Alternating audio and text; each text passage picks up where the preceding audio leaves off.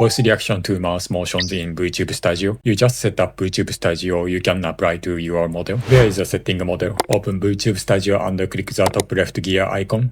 And scroll to microphone settings. Turn on use microphone and select your mic. From the microphone button, voice input. This voice-based simple lip sync can detect your voice frequency and voice volume.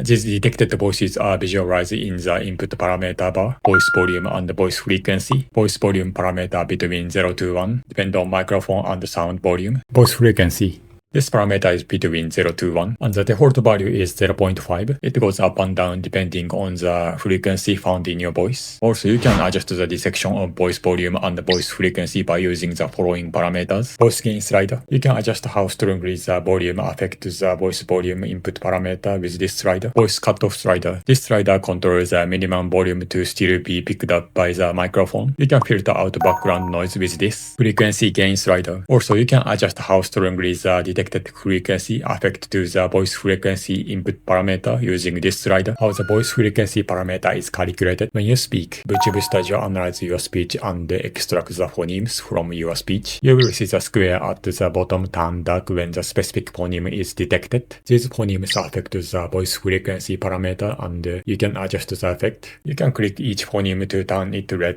green, or neutral. Red push value negative, green push value positive. When this specific phoneme is detected, it will push the voice frequency parameter up or down. For example, if you switch all phoneme to green, the all phonemes push frequency value to positive value. Voice output. Then you assign voice input parameter to Live2D model output parameters. Click the icon and found the parameter tab, mouse form and mouse open. About the mouse form, you select voice frequency input parameter. The VTuber's mouse form motion react to your voice frequency. Regarding the mouse open, you select voice volume input parameter. The VTuber's mouse open motion react to your voice volume, input parameters and output parameter adjustment. If the VTuber mouse reactions are not good, adjust the maximum and the minimum values of the input parameters. About the voice frequency input, the maximum value is 1.0 and the minimum value is 0 and the default value is 0.5. When the detected voice frequency value reaches 1.0, the output mouse open parameter in VTuber model also reaches the maximum value. So if you decrease the input maximum value like